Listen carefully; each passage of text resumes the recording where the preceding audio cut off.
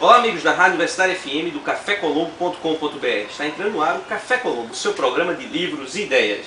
E hoje o programa é especial, em ritmo de entrada de ano novo. O programa está sendo todo gravado na casa do professor emérito e gilbertólogo Edson Nery da Fonseca. Ele acaba de lançar o livro Em Torno de Gilberto Freire, pela editora Maçangana. Vamos conversar sobre Gilberto e outros assuntos. Então não deixe de conferir essa entrevista nesta edição especial do Café Colombo. Lembrando que o programa tem apoio cultural da nossa livraria, primeira história de livros jurídicos do Brasil, Rua de Riachuelo 267, por trás da Faculdade de Direito. Professor Edson, é um grande prazer estar aqui conversando com o senhor. E para falar desse livro, você fala que o próprio nome, o próprio título é freiriano. É o Em Torno de Gilberto Freire, um escritor que normalmente dá muitas sugestões e conclui pouco os seus trabalhos. Fala um pouco do que o leitor pode esperar desta obra, o Em Torno de Gilberto Freire. Essa obra, eu quero ser o primeiro a reconhecer que não é unitária. Ela só tem é uma obra compósita. É uma coletânea, não é uma obra escrita, planejada e escrita por capítulos com uma certa unidade. Ela só tem uma unidade, que é Gilberto Freire. E por isso eu achei o título Em Torno de Gilberto Freire apropriado, e na introdução eu explico uma das contradições do pensamento e da própria personalidade de Gilberto Freire. Ele era um homem paradoxal. Eu não me canso de recordar uma visita que Maximiano Campos fez a ele em Apipucos, levando o filho Antônio Campos, então adolescente. E o Antônio, com a audácia de todo adolescente, perguntou: Doutor Gilberto Freire, o que é que mais o impressionou na vida? E o Gilberto Freire não demorou, disse em cima da bucha: a verdade contida nos paradoxos. Por que ele dizia isso? Porque o paradoxo, realmente, até em matemática pura, existem paradoxos. Eu tenho lido e cito um matemático que fala dos paradoxos que existem na matemática pura, que é uma ciência abstrata, né? Agora, ele era um ser paradoxal, isto é, a personalidade dele era cheia de contradições. Álvaro Lins, ao estudar a obra de Gilberto Freire, em 2 rodapés de crítica semanal que ele tinha no Correio da Manhã, e que saiu na 2ª série do Jornal de Crítica dele, e que eu reproduzi no número especial da revista Ciência e Trópico, são esquecidos esses ensaios. Ele enumera uma série de contradições da personalidade de Gilberto Freire.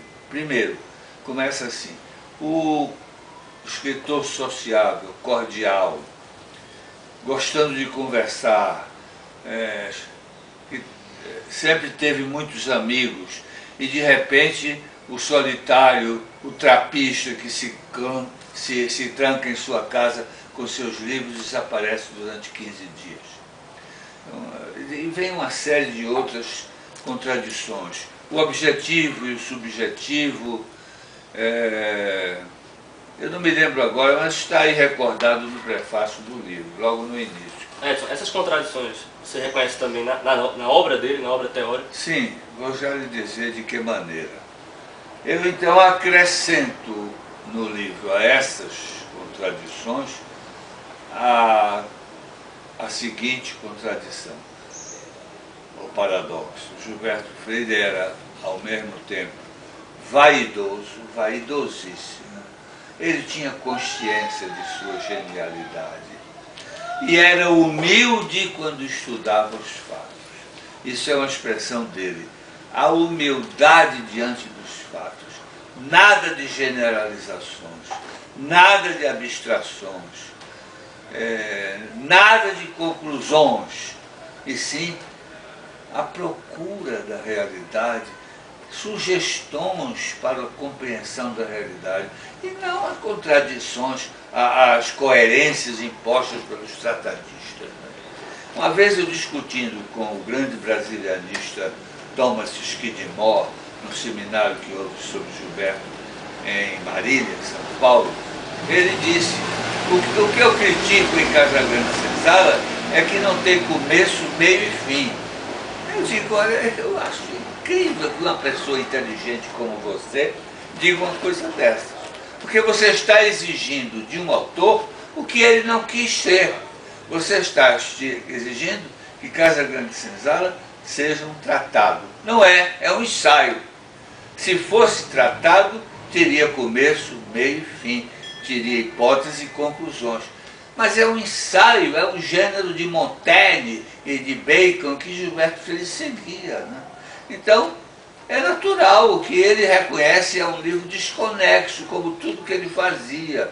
Porque quando criticaram ele, na primeira edição de 34, que o livro não tinha conclusões, ele respondeu no prefácio da segunda edição do livro: eu estou consciente disso, eu não concluo nada, eu faço sugestões.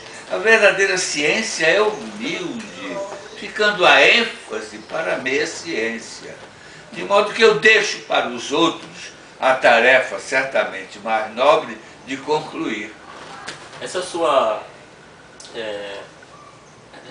referência ao método de Gilberto Freire, como o próprio título fala, em torno, aquela coisa orteguiana de se aproximar de um tema circunstancializando ele, rodando ele.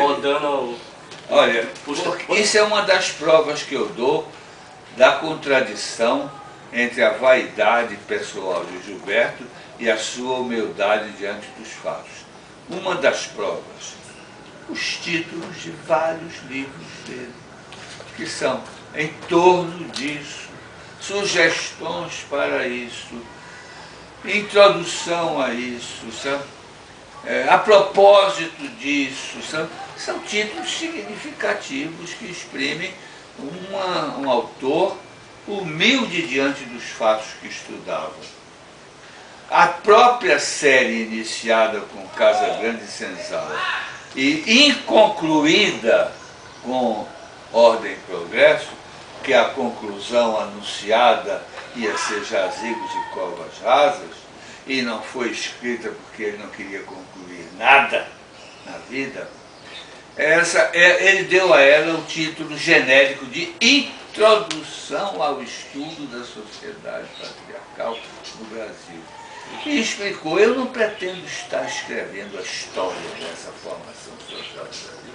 Eu estou procurando contribuir para a compreensão dessa história. E por isso chamo de introdução. Subtítulo aqui no livro tem uma passagem muito interessante que é: imaginemos se em vez de Casagrande Senzala e de Sobrados e Mucambos, estas obras se intitulassem História Social da Família Brasileira, como o autor anunciou a Oliveira Lima. Teria sido a mesma coisa?